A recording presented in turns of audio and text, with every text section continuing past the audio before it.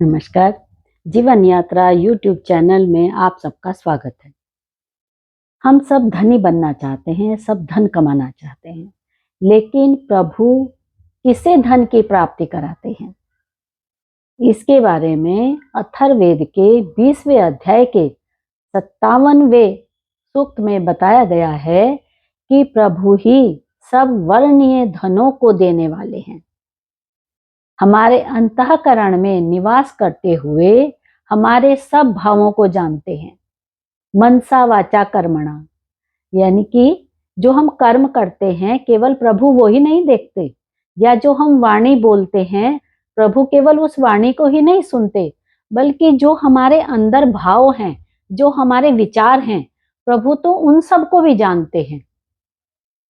अतः इस अध्यात्म संग्राम में जो विजय प्राप्त करता है उसे ही प्रभु उत्तम धन प्राप्त कराते हैं। कैसा धन? ऐसे तो जिसका बहुत ज्यादा बैंक बैलेंस है लेकिन वो धनवान नहीं है, क्योंकि वो मनसा वाचा कर्मणा एक जैसा नहीं है। और किसी का जीरो बैलेंस है लेकिन फिर भी वो बहुत बड़ा धनवान है, क्योंकि जैसे उसके भाव हैं वैसी उसकी वाणी है और वैसे ही उसके कर्म हैं। अतः हम प्रभु से प्रार्थना करें कि हे प्रभु हमें उत्तम इंद्रियां दें, ताकि हम भी संग्राम में विजय प्राप्त कर सकें।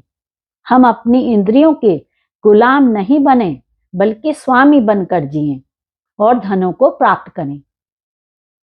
श्रम से, पसीने से तरबतर होकर मेहनत करके धनों को कमाएं, क्योंकि ये भी लिखा है कि बिना श्रम के खाना पाप है। और धन को कमाकर उन्हें अपने अपने भाग के अनुसार बांटकर खाने वाले बने।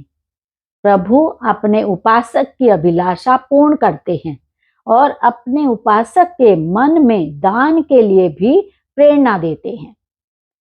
लोकहित के कामों में अपने धन का, ऐश्वर्य का सद्विनियोग करने वाले ही प्रभु से ऐश्वर्य को प्राप्त करते हैं, और प्रभु भी उन्हीं के साथी व मित्र बनते हैं।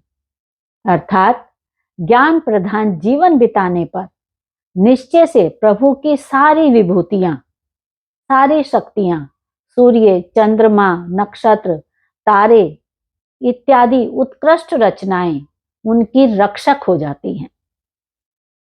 इनकी जो मनसा वाचा कर्मणा से एक जैसे हैं, क्योंकि प्रभु सब हमारे अंतःकरण के भावों को, विचारों को जानते हैं।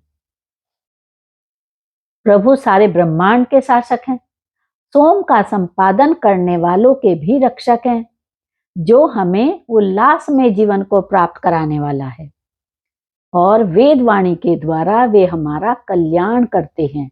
इसलिए हमें वेदवाणी को सुनने में कभी आलस और प्रमाद नहीं करना चाहिए। धन्यवाद।